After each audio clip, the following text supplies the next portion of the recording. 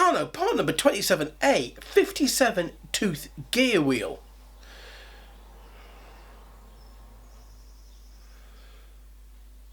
Your time's up by 4. Damn it, it's the wrong one. Hi folks and welcome back. Meccano builds grab me in different ways. There are some that just fire my imagination. Whether it's for the engineering or for the size of the build. There are some set 10 builds I want to do that are just massive. The Eiffel Tower model is over 7 foot tall. What's not to be inspired about that? Some there is an intrinsic joy about the engineering side, the tinkering to get something to work correctly. And other builds it is the sheer pleasure of the model, the smile that it brings to my face when I open the manual and find a model that I've never seen before. And this build is just that. After all, when we talk of meccano and engineering in whatever form, the idea of a lawnmower is not what I'd thought of. But the history behind the lawnmower goes back nearly 200 years. But before the lawnmower, how was grass cut? Because like it or lump it, we all have some form of chores to do, and gardening in some form or another is one of them. One method of grass cutting is the humble sheep. Yes, you could at one point hire sheep from the local shepherd to come and crop your lawn level. And there's a new movement in old British churchyards to go back to this method of grass cutting. Whether it's sheep or goats, the idea in more rural areas where there are fewer people in the congregation and an older flock at that there just are not the bodies available to do the groundwork that the churchyard needs. And a small flock of sheep will clear the area for you. And 10 sheep are a devastating force of nature. They will do untold damage when grazing. Goats are just as bad. Forget your power tools, flamethrowers, 105mm howitzers. Okay, the last might be overkill. Sheep and goats eat anything and everything. So do pigs, but pigs tend to dig as well. The other method is the scythe, and they date back 7,000 years to an area in the Carpathian Mountains across to the Dnieper area of eastern Ukraine. When I first started work and had a wonderful idea of doing conservation, living in a bus and travelling from job to job, following a nomadic lifestyle, none of which ever happened, but it was a wonderful if very naive fantasy at the time, I had learnt to use a scythe. There are 2 forms of scythe. The first is the grass scythe. The handle is anything from 5 to 6 foot in length and is dependent on your height. The blade length varies. I have seen up to 4 foot in length for very old grass blades, but 2.5 feet is very common, and about 4 inches across the blade at its widest point.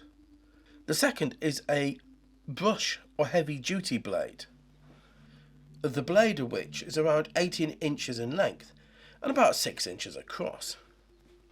A grass blade, when sharp, can cut an area around 8 foot by 4 feet in one swing. A brush blade will do about 6 by 3. I watched races against petrol-powered strimmers, or weed whackers as I've heard them called, and a person who knows what they're doing with a scythe will beat the power tool every time. Where the petrol-powered tool wins is that any fool can use it. A scythe takes training, a certain amount of skill and care to look after. You also need to be able to sharpen the blade using a whetstone. The cutting action comes from the waist and the hips and is great for mobility. But it is a skill, and one you have to work at to get right. After all, you could train monkeys to use a lawnmower and they could get the job right. But nothing upsets a police officer quite as much as watching you hone a blade to razor sharpness on the side of the road by spitting on the metal and dragging a stone across it, while answering their questions about "what are you doing?" with a response of "what the hell do you think I'm doing? That's a stupid question. I'm cutting grass." And yes, I've had many an interesting conversation on the side of the road with police officers. Normally after somebody has phoned in about a madman running amok with a weapon.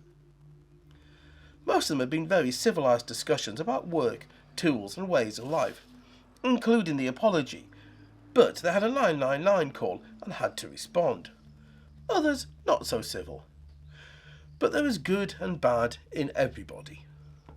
The lawnmower is a British invention dating back to 1830 and was invented by Edwin Beard Budding, an inventor from Gloucestershire,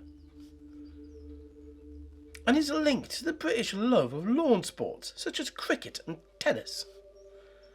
After witnessing a napping machine at a local cloth mill, he had a light bulb moment and saw the possibility of manufacturing a grass cutting machine to do the same job. Out of interest, I just lied. He couldn't have had a light bulb moment, as the light bulb wasn't invented until 1835. So what did we have before the light bulb moment?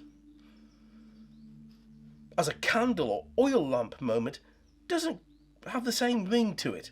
It is, of course, an epiphany or a eureka.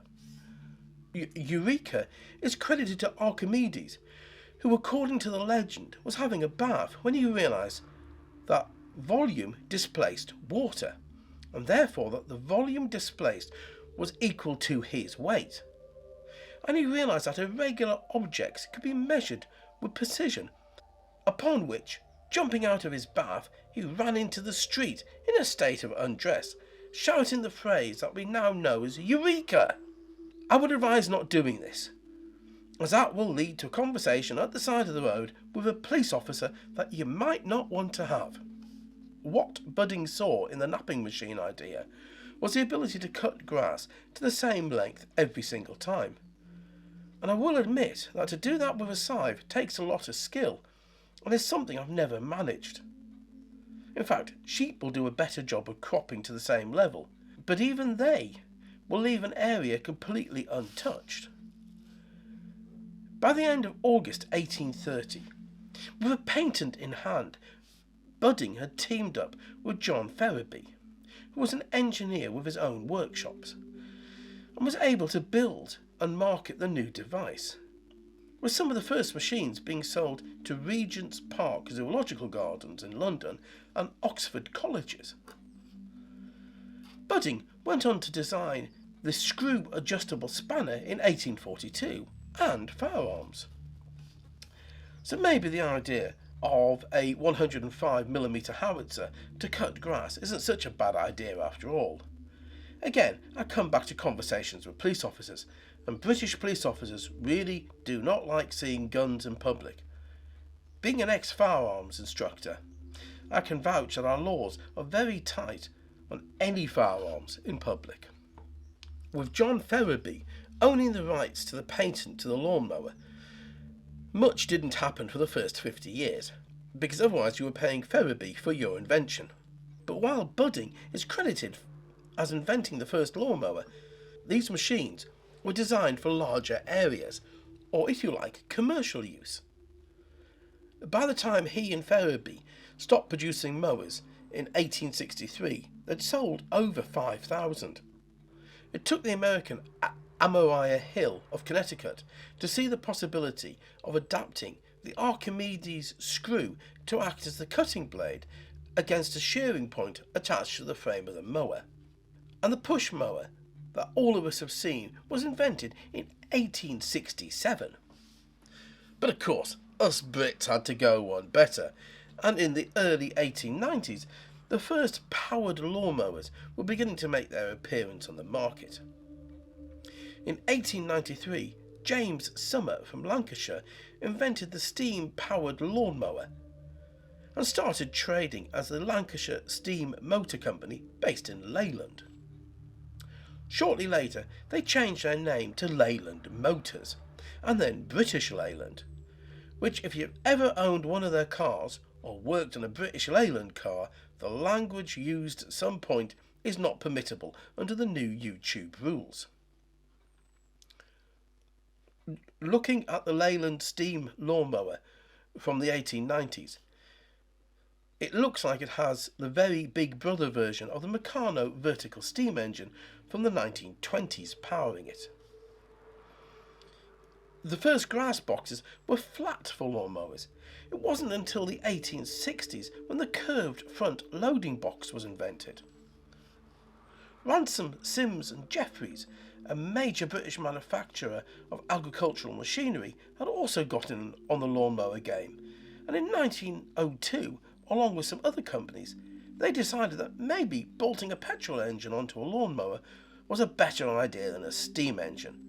And in the 1920s, we start to see the first ride-on mowers appear. It wasn't until the 1930s that we see the first electrical mowers appear. But the Great Depression post-World War I and the advent of the Second World War stopped the advances of electrical mowers until the 1950s. Post-World War II, we see an explosion of different machines. In the 1960s, the hover mower was invented using hovercraft technology. The 1970s saw the first robotic lawnmowers, and by the 1990s they were solar-powered. The zero-turn ride-on mower was invented in 1955, but wouldn't be marketed until the late 1960s. And in the 1990s, the first power-assisted mowers came onto the domestic market to help making the job of push-pull mowing easier for homeowners. In the early 2000s, improved robotic mowers began to make an appearance with improved functions and learning abilities. All told, the history behind this invention is amazing. Nearly 200 years of grass cutting by machines. Do I still love the scythe? Oh hell yes, it's quiet. You're much more in tune with the area you are cutting, and finding a mouse nest before seeing them when cutting tall grass with a scythe is great.